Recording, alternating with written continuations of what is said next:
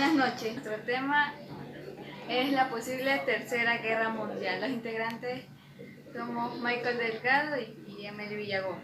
El término Tercera Guerra Mundial es una denominación utilizada para un posible conflicto militar en mayor escala posterior a la Segunda Guerra Mundial en 1945.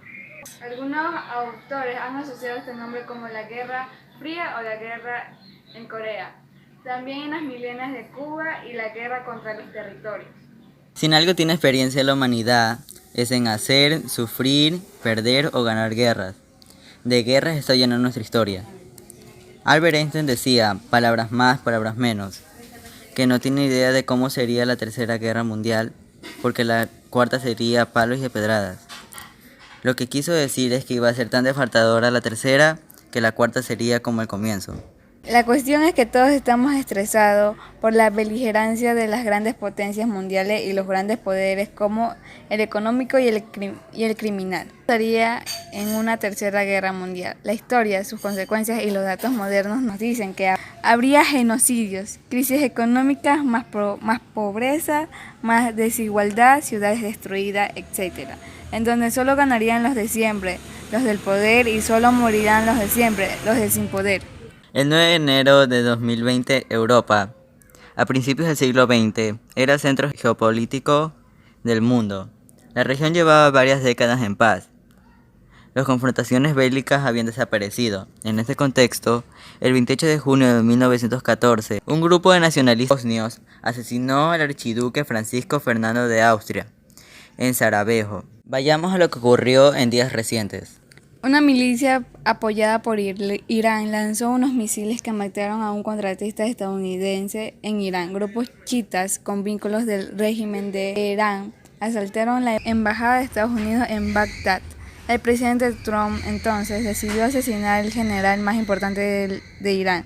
Los iraníes reaccionaron bombardeando 2 bases estadounidenses en Irán, aunque muchos creen que todo este problema lo empezó Trump. Extraño sorprendentemente, no mataron a ningún estadounidense. Estados Unidos que esto se debió a un labor de inteligencia que anticipó el ataque. La televisión estatal de Irán, sin embargo, afirma que hubo por lo menos 80 muertos de su personal de Estados Unidos. Yo le creo a la versión de nuestro vecino porque ahí existe la libertad de prensa y sería un escándalo que el gobierno de Trump mintiera sobre un solo muerto de ese país. En Irán, en cambio, toda la información la controla el gobierno. En este sentido, sus ataques son con misiles. En venganza por el asesinato de Soleimani, es más un ejército para salvar la cara frente a su población. De inmediato, Irán declaró que ahí muere el asunto. No quieren guerra. Trump les tomó la palabra. Todo indica que ahí quedará este episodio. No habrá por lo pronto y por fortuna tercera guerra mundial. Conflicto en Oriente Medio, no obstante, continuará. Ahí están involucrados no solo Irak e Irán, sino Israel, Líbano, Siria, Arabia Saudita, Qatar, Yemen, Afganistán, y detrás de cada uno de estos países hay apoyos explícitos e implícitos de Estados Unidos, Rusia y China.